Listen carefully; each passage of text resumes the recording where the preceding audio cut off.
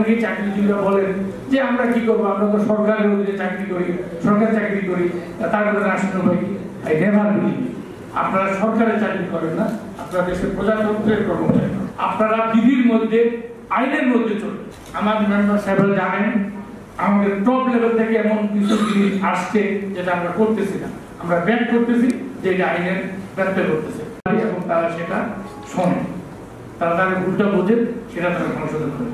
কিন্তু এই কাজটা যদি আমরা আমাদের জায়গা থেকে সবাই করি, তাহলে আসলে কোন ফেসিস্ট সরকার ফেসিস্ট ক্রাইম করতে পারবে না, ফেসিজম ক্রাইম করতে পারবে না। কিন্তু আমরা কি করি, নিজের স্বার্থে হোক, চাকরির ভয়ে হোক, যে কোনো কারণে হোক, যে কোনো ইলিগাল রিকোয়েস্ট আমরা কাজটা করে দিই। ইলিগাল অযৌক্তিক কোনো কিছু করতে বলেন, আমি করবো না, যে দরকার হয় আমি এই আমরা প্রথম স্বাধীনতা তার সুফল ধরে নিতে পারিনি।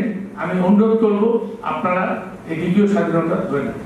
আমরা অনেকেই বলি জুলাই বা আগস্ট, যাই বলি না কেন, কিন্তু অ্যাকচুয়ালি কিন্তু এটা 1/11 থেকে ধারাবাহিক একটা আন্দোলনের ফসল, যেটা আমাদের ছোট ছোট বাচ্চাদের হাত ধরে কিন্তু এটা কামিয়ে অনস্বীকার্য, তারা কামিয়ে। কিন্তু সূত্রপাত কিন্তু এই আন্দোলনের কিন্তু 1/11 থেকে। সেটা যদি বলেন কেন, আমি কাছে আমিও 1/11 থেকে রাজপথে আছি, যে সব কিছু সহ্য করে আমরা করছি। হ্যাঁ, রেজাল্ট আসে নাই, রেজাল্টটা তো আমাদের বাচ্চাদের হাত ধরে আসছে, কাজে তাদেরও স্বীকৃতি যেমন আছে। এই যে 17 বছর ধরে যে ধারাবাহিক, যদি এই ক্ষেত্রটা প্রস্তুত না হইতো তাহলে কিন্তু এটা সম্ভব হইতো কিনা আই ডোন্ট নো।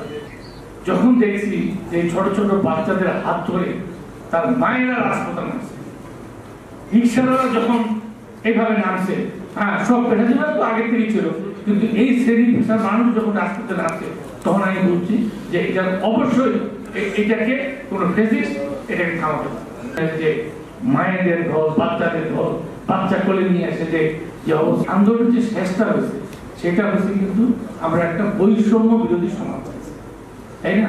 আমরা এই বৈষম্যটা দূর করতে চাই, এবং আমি মনে করি আমরা আমাদের যে রাজুক পরিবার, আমরা তো বৃহত্তর পরিবারের পরিসরে কারো যাওয়ার সুযোগ যাবে, কিন্তু আমরা যদি যার যার জায়গা থেকে আমরা এইখান থেকে কাজটা করি, আমাদের লোকজনকে সেবা কাজে লাগে। প্লিজ আমার একদম অনুরোধ যে আমরা এই সুযোগটা পাইছি, আমরা কিন্তু 71 সালে একটা সুযোগ কিন্তু আমরা মিস করছি। আমরা যেন এই দ্বিতীয় স্বাধীনতা যেখানে বলতেছি, এটা যেন আমরা কোনোভাবেই করছি না। এবং এটা আমি বলবো যে আমাদের বর্তমান সরকারের তো আমি শিওর, আমি আমাকে দিয়ে বলি, আমাকে দিয়ে বুঝি, তাদের কিন্তু কোনো চাপ আমাদের উপর নেই।